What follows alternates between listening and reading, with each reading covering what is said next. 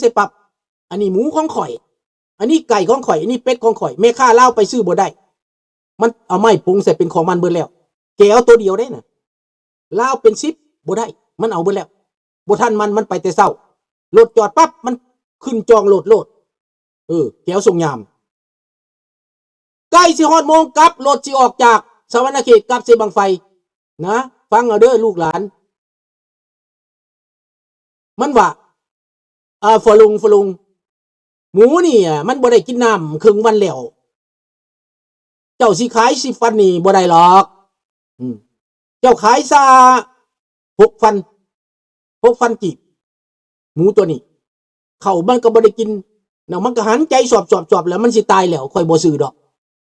มองรถสิออกแล้วมันว่า 6,000 นี่นะมันจองไว้แต่เช้ามันบ่ให้เงินเนี่ยพอตู้นั้นคันเดียวกลับคืนเมื่อก็ลุกขึ้นจ้างค่ารถอีกเสียเวลาอีกเงินก็บ่มีค่ารถบาทนี้จำเป็นต้องขาย 6,000 ให้มันธรรมดาราคาหมูน่ะ 10,000 ขายผู้ใดก็ได้ 10,000 น่ะนะแม่ค้าคนลาวซื้อ 10,000 แต่มันโตลงมาจน 6,000 มันกักตุนไว้ตั้งแต่เช้าเท่าค่ำบ่าย 2 โมงรถสิออกกลับบ้านต้องได้ขายให้มันเขาห้องว่าแก้วหน้าด้านคนลาวบ่ได้หน้าด้านเพียงนั้นคนลาวบ่เฮ็ดกันเพียงนั้นนี่แหละมันเป็นความจริงที่เขาเฮ็ดนี่นะเขาเฮ็ดกับประชาชนลาวทั้งประเทศตั้งแต่เหนือถึงใต้ก็แบบนี้แก้วขึ้นมาครองอำนาจก็แบบนี้เพราะว่าคนลาวใจอ่อนจับไก่สอนได้เขาจับไก่สอนได้เขาจับสุพรรณวงศ์ได้เขาจับพวกแก้วได้เขาบ่ได้ฆ่าเขาบ่ได้แกล้งเขาไปแลกเปลี่ยนเขาบอกว่าเขาจับได้แก้วบ่แม่นจับบ่ได้แต่ก่อนจับได้ตีซึกกะชนะแต่ว่านักการเมืองลาวนักการเมืองฝ่ายซ้ายเป็นใจเขาคู่มือนี้พวกที่มันเป็นใจเขานั่นมันนอนแม่นบ่ไอ้นนทาพวกที่เป็นใจเขานั่นมันเสียใจแล้วเดี๋ยวนี้น่ะบักแสนคำมึงตายแล้วบ่บักผีปอบเนอะบักเหตุการณ์ประท้วงใหญ่มึงตายแล้วบ่คันมึงบ่ตายมึงออกมาตอบกูหน่อยอ้ายเสี่ยวข่อยคนบ้านแก้งปูนบักแสนคำหัวหน้าประธานนักศึกษาใหญ่บักเวทคำเดมึงนอนตายอยู่เยอรมันมึงเห็นหยังโยมึงว่าความจริงได้บ่เสี่ยวแสนคำโอราชบ้านแก้งปูนอันนี้ก็ได้สู้อย่าลืมความรู้ที่สู้ได้มานั้นมาจากพระจักรลาวทั้งหมด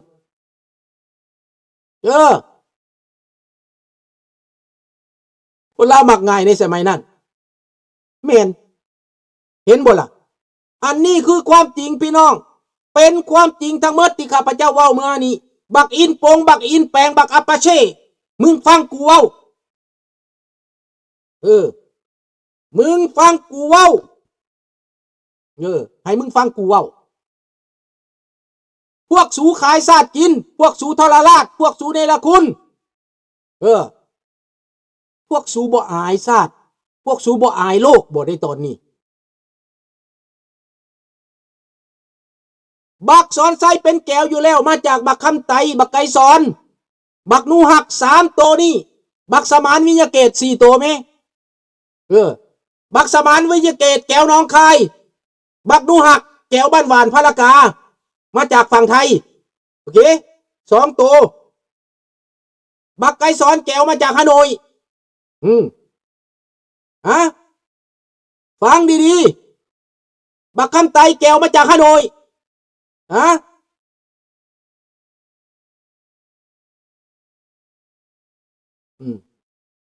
สบายดีท่านลำพรเนาะเดี๋ยวจะได้โทรหาเนาะอยู่ใกล้ท่านนนทาบ่ดังนั้นพี่น้องความจริงมันบ่หนีความจริงดอกแต่พวกท่านอย่าอยากอิกนออยากอีญอรีบ่อยากฮู้บ่อยากเห็นบ่อยากเกี่ยวข้องกับเรื่องบ้านเมืองบ่อยากเกี่ยวข้องกับเศรษฐกรรมค่อยบ่อยากสนใจเพราะว่ามันกระทบชีวิตของข่อยอยู่ในต่างประเทศมันกระทบชีวิตของข่อยอยู่ในแผ่นดินลาวข่อยบ่อยากฮู้ข่อยบ่อยากฮู้เรื่องเก่ามันเจ็บมันปวดคนลาวบ่คิดแนวนั้นถ้าฟื้นความเก่าแล้วมันสิเจ็บสิปวดเพิ่นว่าเพิ่นหนีเอาตัวรอดยอดดี หนีไปหนีมา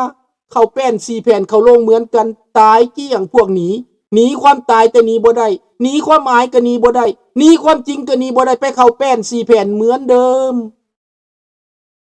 แต่ลุงสุนทราบ่ได้น่าอายจักหน่อยที่เว้าความจริงและก็บ่ได้เสียใจจักหน่อยที่ได้เปิดเผยความจริงสู่ลูกสู่หลานความจริงมันจะยั่งยืนนานลุงตายไปแล้วความจริงก็ยังต้องต่อไปความจริงจะต้องต่อไปเปิดเผยคนชั่วอยู่ในเมืองลาวมีแต่แก้วอ่อยต้อยหวังว่าประเทศไทยจะมีความคิดหวังว่าประเทศไทยจะรู้รากเหง้าของความขัดแย้งมาจากการซักใยอยู่เบื้องหลังของประเทศมหาอำนาจสังคมคอมมิวนิสต์ไม่ได้ใช่มาจากโลกตะวันตกไม่ได้ใช่มาจากอเมริกาพวกท่านอย่าไปเข้าใจผิดถ้าพวกท่านไปตัดสินใจต่อต้านตะวันตกต่อต้านประชาธิปไตยแล้วพวกท่านจะไปเป็นคอมมิวนิสต์กับเขาเหรอพวกท่านจะอยู่อ้อมด้วยเผด็จการคอมมิวนิสต์เหรอพวกท่านจะอยู่อ้อมด้วยศักดินาเหรอตอนนี้ศักดินาเผด็จการคอมมิวนิสต์มันต้องการช่วยเหลือจากประเทศไทยแน่ๆสร้างขัวให้หน่อยพัฒนาให้หน่อยมาช่วยเหลือหน่อย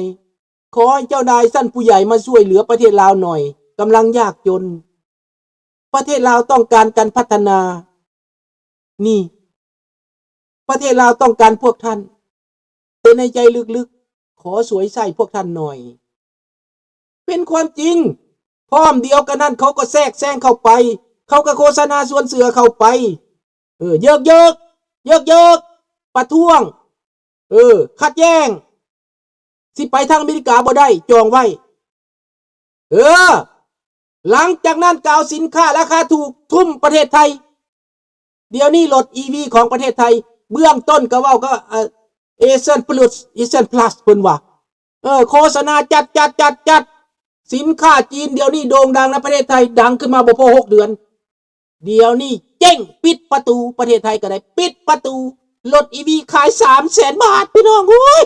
300,000 บาทจาก 900,000 จากล้านเดี๋ยวนี้ขาย300,000 บาทอุ้ยพี่น้องของจีนของสีจิ้นผิงเอารถ EV มาท่วมประเทศไทยต้องขายยกฝูงเลยตอนนี้เจ๊งนี่พี่น้อง 300,000 บาทพี่น้องขนาด 300,000 บาทปิดประตูกลับบ้านสิไปสู่ความเจริญได้คอมมิวนิสต์สิเจริญได้ฟังคักๆ 200,000 แม่นบ่ 200,000 ซ้ำเสเพว้าว my god รถคันใหม่ๆ 10,000 บาท 10,000 ดอลลาร์แคนาเดียนพี่น้องแคนาเดียนนี่ความจริงเป็นความจริงพูดความจริงเพื่อให้ได้ความเจริญเกิดขึ้นมาพัฒนาชาติครับสตาร์จริงๆประเทศไทยตอนแรกก็โฆษณาว่าเจ๊กมาพัฒนาประเทศไทยยกระดับรถ EV พุ่งในประเทศไทยคนไทยก็ดีใจแล้วเจ๊กมาพัฒนาให้เว้ยเจ๊กมาท่องเที่ยวเว้ยเจริญแล้วเจ๊กมาท่องเที่ยวมีแต่เจ๊กอเมริกากูไม่ง้อแต่ที่จริงแล้วอเมริกามาเที่ยวไทยรถทหารเรืออเมริกามาจอดข้างหนึ่งสร้างเศรษฐกิจมหาศาลบ่เห็นแต่เจ๊กมาเที่ยวปุ๊บเศรษฐกิจขึ้นลงอาหารขึ้นได้ขายลาบขายก้อยขายเป็ดขายไก่ขายตอนหนึ่งปีทั่วสวนเหรียญมาโอ้ดีใจเว้ยตอนนี้ซบเซาคนจีนไปในหมดร้านอาหารปิดตัวลงขาดทุนยับเยินคนไทยได้เข้าใจที่ผมเว้าไหมผมพูดเบื้องต้นได้ยินไหมพี่น้องความพูดของผมต้นนั้นจำได้ไหมไม่ถึงปีนะแค่6 เดือนนะจำได้ไหมที่ผมพูดเศรษฐกิจจีนที่มานั้นเป็นเศรษฐกิจหลอกลวงเป็นกลลวงเป็นนโยบายเป็นยุทธบายเป็นวิธีการของเขาที่เขาแต่งกันมาเขาซัพพอร์ตกันมาเพื่อให้เจ้าหลงกลเขาเพื่อให้เจ้าอ่อนโยนตามไปเหมือนดังจีนบอกรัฐบาลลาวเมื่อก่อนพระเจ้าแผ่นดินลาวไปประเทศจีน ประเทศจีนรับต้อนอย่างดีสุวรรณภูมิไปจีนก็รับต้อนอย่างดีนายพลบุญปอนไปจีนก็โอ้ยจีนนี่รับต้อนอย่างดีเอานางสนมกรมมาวางมาล้อมนายพลบุญปอนมากเทพรักษ์ก็หลงตัวเองนายพลอ้วนรัติกุลไปก็เองจีนนี่แหมคอมมิวนิสต์ที่เจริญเขาเอาใจจริงๆเจ้านายก็หลงกลับมาจากประเทศจีนยัดเข้าค่ายสัมมนาเสียงขวางสำเหนือตายมัดบุญปอนมากเทพรักษ์เป็นไงล่ะรู้จักไหม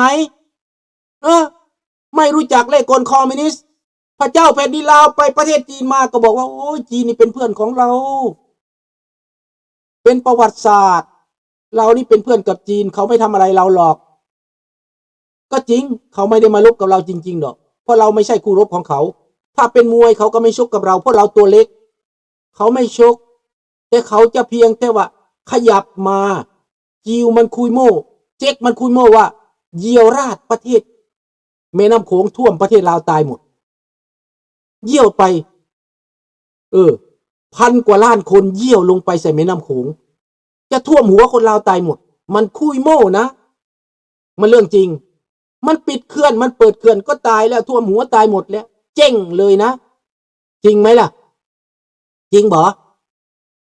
แล้วมันทุ่มเศรษฐกิจมันมาขนเอาไปคนลาวตายแล้วไม่ได้พูดอะไรแล้วแค่มันยิ้มเฉยๆแค่มันขนคนลงมาเฉยๆแค่มันเอาเศรษฐกิจเข้ามาเศรษฐกิจถูกลาวทำอะไรไม่ได้ทำอะไรไม่เป็นเศรษฐกิจตัวเองไม่ทำไม่จิ้มแขวก็ต้องซื้อเขาหนังสติ๊กก็ต้องซื้อเขาทุกอย่างต้องหันใจอะไรก็จีนหมดเห็นไหมถ้าไม่มีจีนคนเราต้องตายสักแงกแงกแงกแงกแงกอเมริกาถ้าไม่มีจีนต้องตายไหมใครจะตายก็ตายละถ้าไม่มีของจีนไม่ได้กินของจีนให้มันตายไปเลยให้มันตายไปเลยใครจะกินของจีนไม่กินของจีนน่ะมันจะเป็นอะไรล่ะอเมริกามีข้าวกินมีอาหารกินมีงัวกินมีควายกินมีสัตว์ป่ากินเขาไม่ตายทุกบ้านมีปืนไปล่าสัตว์กินก็ได้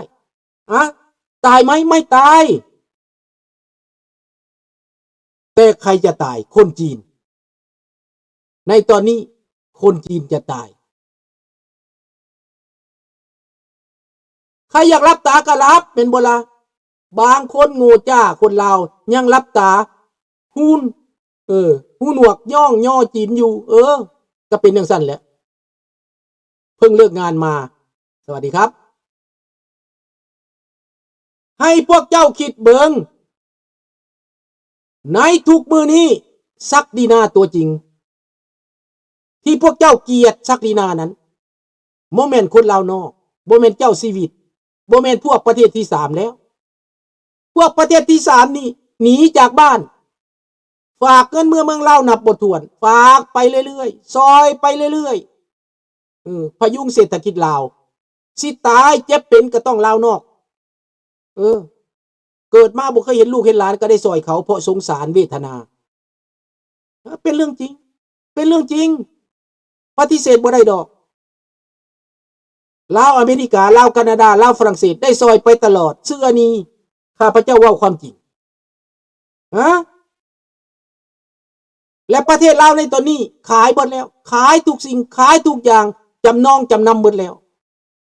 ไม่ก็ตัดขายบ่หยุดบ่หย่อนขายเท่าไรก็บ่พอในตอนนี้